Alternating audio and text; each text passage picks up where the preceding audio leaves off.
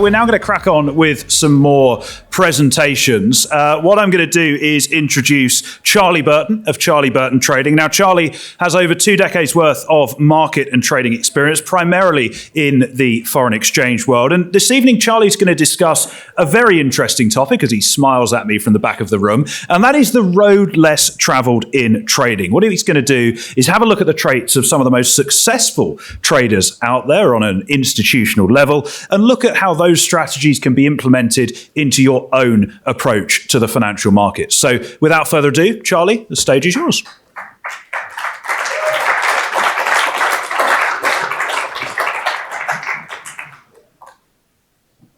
Are these my slides? Oh, there we go. There we go. Good evening. Good evening. So this presentation is going to be on the road less traveled in trading. Just a little bit about me, first of all. I've been trading 27 years and I manage money professionally under a couple of regulated umbrellas. But most people probably know me as that guy who was washing his car on that BBC documentary called Traders Millions by the Minute. And so apologies for that. So in this presentation, we're just going to spend a little bit of time talking about what some of these institutional traders do and what some of these professional traders do as well within their trading activities, and just look at what retail traders do as well and see where we can do the opposite of them. Actually, I'm going to start off, let's get rid of the wrist warning there. I'm going to start off with a little story about, I think it was about 2006. I was talking with a boutique brokerage. We were talking about me doing some trading for them, and they used to look after money managers managing anything up to 10 or 20 million. And I remember having this conversation one time with this broker, and I said, what's the key attributes of your best money managers? And he said, the very best traders I've ever seen, he said, they get into trades and they rinse the trade for everything they can. They run the trade and they build the positions as the trades go in their favor. Now, that was in 2006, and it took me until 2013 to actually start to do that, because it just went through one ear and out the other. But funnily enough, it was about 2013 time that I thought, actually, I remember this conversation I had with this boutique brokerage firm, and that was actually pretty interesting what he was saying. And I started to toy with my swing trading and starting to look at building positions as they run in my favor and milk them for all I could. And that is in essence what I'm talking about here this evening. Whether you're a short-term trader, medium-term position trader, all these things are suitable. So first of all, let's have a look at some of the world's best traders. If we take, I've had to put this in for compliance, but these historic win rates are for famous traders. They aren't high win rates. So let's take Paul Tudor Jones during the 1990s. He had a 35% average win rate. One of the world's, obviously everyone knows who Paul Tudor Jones is. If we take Jim Simons, 50%, or even with all of his quant knowledge there and quant systems. You've got Richard Dennis back in the 80s, with average win rate of 30%. And then you've got Jerry Parker of Chesapeake Capital, who was one of the original turtle traders himself, still trading himself to this very day, has an average of around about 30%. And yet, what are retail traders all looking for?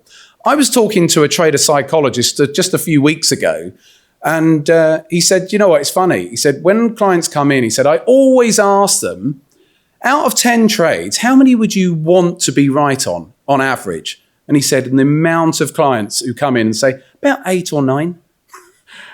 80 to 90% win rate. Yeah, okay. But that's the expectation now in the retail world when it comes to trading. And yet we've got some of the world's very best traders who are down there doing the exact opposite of what when I say retail traders, I'm not talking about us. I'm talking about all those other retail traders out there, not anyone in this room. And it's funny, actually, I was listening to Chris Weston of Pepperstone just last week, and he was talking about this hedge fund manager who's just booked, 124% annual return. And what was his win rate? 20%. Now, I appreciate most people are not going to want to trade with a 20% win rate or even a 30% win rate, but the essence of this presentation is to at least make you consider looking at your overall profitability rather than trying to be right all the time. And that's what I'm constantly talking to traders about. Okay, so let's have a look. If we can figure out what those masses are doing, and when I'm talking about the retail traders out there, then we can possibly flip that upside down and look when looking at our own trading. So why do so many retail traders fail? We all know the real reasons, but there's two reasons. Any broker will tell you these reasons. They don't use stops and they bank their profits too soon. It's as simple as that. So their losses become huge relative to the profits that they bank. I'll talk to you about a broker study in a moment.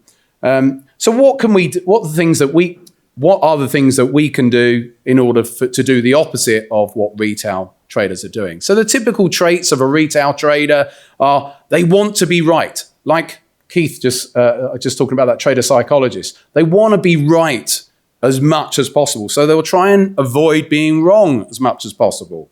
They'll use very wide stops or not use stops at all in order to avoid being wrong until that catastrophic event comes in and they either blow up an account or they have to throw in the towel when they're 50% down. Like I've already said, they'll bank their profits too soon as well. So why are they so afraid of losing trades? None of us want losing trades, but there is a lot of fear out there, and it comes to survival instinct. It's hardwired into our DNA. Fight or flight, you name it. What works for us in the real world, that survival instinct, is what protects us. So running away from whatever it might be, a tiger or whatever, that's trying to attack us. Now that will keep us alive in the real world thousands and thousands of years ago, and that's hardwired into us. So we have this primal fear of things that we see as negative, and we'll move away from that fearful situation. So you take that into a trading environment, and you've got people wanting to avoid being wrong. And so it just comes back down to our survival instinct. Now, in the real world, it's how we're taught as well. We go through education, we go all the way through to A-levels, to degrees, whatever, into the working world. And we're taught that being right as much as possible is a good thing. And that is true in the real world. But in trading, it's not. And we have to then try and accept that we're only going to be right 50% of the time, let's say. So traders will do whatever they can to be as right as possible. And yet we know the majority of retail traders out there lose money. So a broker study, it wasn't done by Pepperstone, this was done a few years ago, of their clients found that actually their clients had a 64% win rate, and yet 74% of them lost money. How does that work? Well, they're banking their profits, as I've already said, they're banking their profits regularly, but when they have the losses are so much bigger, hence why they're actually overall, so many of them are losing money. So, like I've already said, traders will widen their stops or don't use them through fear of being wrong. Okay, and it's that same fear of being wrong which ensures that traders will jump out of profitable trades too early. We all feel it when we're in that profitable trade. I'm going to talk about a trader in a minute who's just banked a 35R trade. And I was talking to him last Friday, and he said, you know what? He said, my stomach, he said, I just can't deal with this trade anymore. I've got to get out. I'll talk to you about him in a minute. But it's that makes us want to jump out of their trades. So what I actively do is try to put myself outside of my comfort circle. So I'm actively trying to put myself in an uncomfortable situation, because for me, I know that I don't want to be like the masses. I don't want to be banking my profits too soon all of the time, only, like Ali said earlier on, only to see those trades go continually higher afterwards. So I'm forcing myself to do the very thing that my core DNA, which I know is pretty much lying to me because it's trying to protect me, and that's not necessarily the right thing here. So I want to go and do the opposite of that. But it is also very difficult seeing open profits disappear if the trade reverses. And that's why holding on to trades is the road less traveled. It's not easy to have a 30% win rate, even if it is highly profitable, because you've got to have 70% of the time being wrong. And especially if you're adding into your trades and then they roll over. And I've talked about it quite widely. I was in a six-figure trade just not that long ago, at the beginning of this year, and it rolled all the way over into a very, very small profit. And but I have to then just move on from that to the next trade and the next trade. And I just see it as fishing. I'm throwing that fishing line out, and at some point, some of those big carp will get landed. And so that's the nature of how I'm trading. So looking for those big runs, just like that story from that brokerage that told me all that story back in 2006, and looking at what some of the world's very best traders do. They're not looking at being right most of the time. They're looking at overall profitability. Okay, I'm going to skip through a couple of these. Ego is an interesting one, because I've talked about fear, but a lot of people bank profits because of ego as well, because they want to be right. Their ego needs massaging. We all feel that. So that's another issue that traders have. Now, as humans, though, it is difficult to hold on to those profitable trades, but that's what I think. Even if you take a little bit from this today and you say, well, actually, yeah, I'm pretty good at running my trades and I get 1 to 2s. Go back. Ali was talking about back testing earlier on, or even back testing your live data, and just say, okay, well, how many of my trades that I banked at 1 to 2 or 1 to 3 risk reward went on that much more? And could I make some small adjustments to my trading? So I need to be able to do the following. I need to run my trades for those larger profits. I need to add to those trades. I always use stop losses, and I'm actively seeking out those lower win rate approaches. So, and by default, just by holding on to trades, I'm going to have a lower win rate approach because I'm not banking it. And some of them are always going to roll back over. And the big one is adding into the trades on strength. So once my stop losses get moved up, then I can add into the trade. Stops get moved up again, then I can add some more. And when they build, like I'm going to talk to you just in a second about this chap, then those are the mega wins where you get 35R, 50R or more. I've got a trader I know a year or so ago had a 93R trade. So it happens. Anyway, accept and thrive on the uncertainty of the market, not fear it. You need to embrace the uncertainty of the market, not be fearful of it all the time. Oh yeah, so the 35R gold trade story, just a quickie. This trader, I was literally talking to him last week. He got in on gold. That's a price chart of gold there, just not that long ago. What's that, late March, I think he got in. I just circled it there. Everyone knows what's gone on with gold. But the point is he's got in with a relatively stop close to the market, and he's added to it. And that's what's given him that accumulated 35R trade. And funny enough, it was on the reversal day last Friday when he got out. He said, I was talking to him live. I've got an online community. And he said, I feel like I've just had enough. And I said, yeah, bank it. I think you've earned it. And, gold backed off, didn't it? So that was during the day, earlier than that.